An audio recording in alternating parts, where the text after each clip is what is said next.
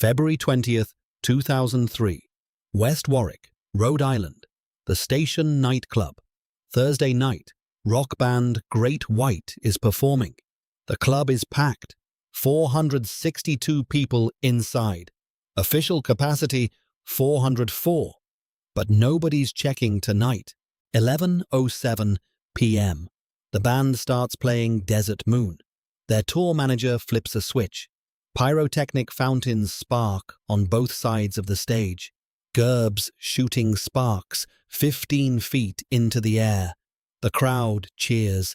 Then someone notices the sparks are touching the soundproofing foam on the walls. The foam starts smoking. 5 minutes later, 100 people will be dead, and a news cameraman will have recorded the entire disaster from start to finish. This is the Station Nightclub fire, the deadliest nightclub fire in American history, all caught on video. The station opened in 1974. A small club, low ceilings, one main room. Capacity rated at 404, but rarely enforced. The Dardarian brothers bought it in 2000. They wanted to attract bigger acts, better bands. They installed soundproofing foam on the walls around the stage. Polyurethane foam, cheap, effective at dampening sound, also extremely flammable, like solid gasoline. Great White was a successful 80s rock band, still touring in 2003, playing smaller venues. Their tour manager Daniel Biechele always used pyrotechnics, part of the show, visual spectacle. He'd been doing it for years at other venues. He claims he got permission from the Dardarians. They claim he didn't. Either way, nobody checked if the foam was fireproof. It wasn't. February 20th, Thursday. Great White is scheduled to perform. Fans arrive early. The club fills up fast. By showtime, over 450 people packed inside. Standing room only. People pressed against each other. One main entrance. A few side exits most people don't know about. A back exit blocked by equipment. Local TV cameraman Brian Butler is there filming a story about nightclub safety. Ironic. He's filming crowd safety procedures, exit locations, occupancy limits. His camera is rolling when the band starts. 11:07 p.m. Great White takes the stage. Opening song. Biechele triggers the pyrotechnics. 2 gerbs on either side of the stage. White-hot sparks shooting upward. 15-foot streams of sparks. The crowd loves it. Then the sparks touch the foam. At 11:07:15, the foam ignites. Small flame at first, maybe the size of a trash can fire. Some people near the stage notice, point, but most think it's part of the show. The band keeps playing. The crowd keeps cheering. For about 15 seconds. 11:07:30. The fire spreads across the foam on the back wall. Fast. Faster than anyone expected. The foam burns like it's soaked in gasoline. Black smoke pours off it. Thick, toxic smoke. The entire back wall is burning now. Still, some people think it's special effects. Then someone yells, "Fire!" The band stops playing. Everyone turns to look. The entire wall behind the stage is flames. The realization hits. This is real. This is bad. Panic starts. 11:08. The fire has spread across the entire ceiling. Black smoke fills the upper half of the room. People start moving toward exits. Not running yet. Walking quickly. Concerned, but not panicked. Yet. That changes fast. The smoke descends, fills the room.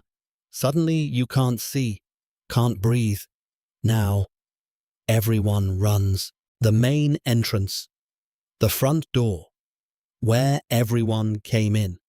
That's where everyone tries to leave. It's the only exit most people know.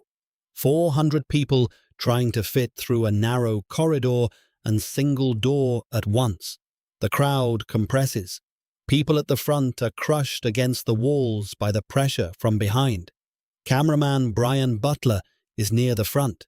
His camera is still rolling. He films people pushing, shoving, desperate to get out. He makes it through, turns back, films people trapped in the doorway, wedged so tight they can't move, can't breathe. People behind them still pushing. A bouncer named Scott Vieira was at the door. In the first seconds, he tried to stamp people's hands for re-entry, collecting money. Then he realized what was happening and ran, saved himself, left everyone else. Later, people said he should have been directing people to other exits. He wasn't trained. He panicked. There were other exits. A side door near the stage. Most people didn't know it was there. Dark. Smoke. Panic. A back exit near the kitchen, blocked by tables and equipment. The band used it. They knew where it was. They escaped. Most of the crowd didn't know. 11:09. The entire club is filled with black smoke. The fire has spread across the ceiling. The heat is unbearable. People at the main entrance are still trapped, crushed together. Some have passed out from smoke inhalation. Others are screaming. The people behind them don't realize they can't move forward. Keep pushing. Outside, early survivors are screaming for help, calling 911. The first fire trucks haven't arrived yet. People are trying to pull victims out of the doorway, but the bodies are wedged so tightly they can't be moved. Some rescuers grab arms and pull. The arms dislocate. The bodies stay stuck. 11:10. The fire reaches the front entrance, the doorway where dozens of people are trapped. They're still alive, still conscious, feeling the heat coming, unable to move, screaming. Then the flames reach them. People outside watch helplessly, can't pull them free, can't save them. 11:11:00. The entire building is fully involved, every surface burning, the roof starting to collapse. Anyone still inside is dead or dying. Most died from smoke inhalation before the flames reached them. The smoke from burning polyurethane foam is incredibly toxic. A few breaths and you're unconscious. A few more and you're dead. 11:12:00. 5 minutes since the pyrotechnics sparked. The station nightclub is an inferno. Fire trucks arrive. There's nothing they can do but contain the fire and search for survivors. Most of the survivors got out in the first minute. Anyone who didn't is dead. Final count, 100 people dead, 230 injured, many with severe burns covering most of their bodies. Some survived but died weeks or months later from complications. The official death toll eventually reached 100. Half the people in the building that night either died or were seriously injured. The causes were multiple. Pyrotechnics used without proper permits, highly flammable foam installed as soundproofing, overcrowded venue, inadequate exits, lack of sprinkler system, poor crowd management. Everything that could go wrong did go wrong, and it happened in 5 minutes. The cameraman's footage becomes evidence. The world watches the disaster unfold in real time. You can see the spark, the ignition, the spread, the panic, the crush at the door. It's horrifying, but it becomes the most important fire safety training video ever made. Fire departments worldwide study it, learn from it. The trials follow. Daniel Biechele, the tour manager who set off the pyrotechnics, pleads guilty to 100 counts of involuntary manslaughter, sentenced to 15 years, serves 4, released early. Jeffrey and Michael Derderian, the club owners, charged with 200 counts of involuntary manslaughter. Jeffrey pleads guilty, gets 10 years, serves less than 4. Michael takes it to trial, found guilty, gets 10 years suspended sentence, serves no time. The foam manufacturer settles civil suits, goes bankrupt. Families of victims receive compensation, but it's never enough. No amount of money brings back 100 people who went to a concert and never came home. West Warwick settles lawsuits too. Fire inspectors hadn't properly inspected the club in years, should have caught the illegal foam, should have enforced capacity limits, should have required sprinklers. Didn't. Town pays millions in settlements. But the station fire changed everything about nightclub safety in America. Within months, new regulations nationwide. Sprinkler systems mandatory in all nightclubs and bars over certain capacity. Strict enforcement of occupancy limits. All exits must be clearly marked, lit, and unobstructed. Pyrotechnics require permits, inspections, and fire marshal approval. Soundproofing materials must be fire-rated.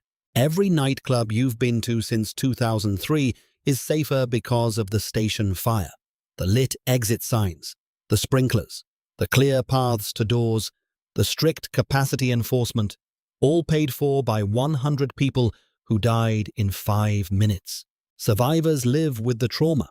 Many have PTSD, can't go into crowded spaces, can't hear great white songs. Some killed themselves years later, unable to cope. The physical scars healed for some. The psychological scars never did. A memorial stands in West Warwick now. 100 names. The youngest victim was 18. The oldest was 62. Most were in their 20s and 30s. People who went to see a band on Thursday night. Some went alone. Some went with friends. Some went with family members. Entire friend groups died together. February the 20th, 2003. 11:07 p.m. Pyrotechnics spark. Foam ignites. 5 minutes of hell. 100 dead. 230 injured. All caught on camera. The disaster that changed how America thinks about nightclub safety. Great White's tour manager served 4 years. The club owners served less. The foam manufacturer went bankrupt. The town paid settlements.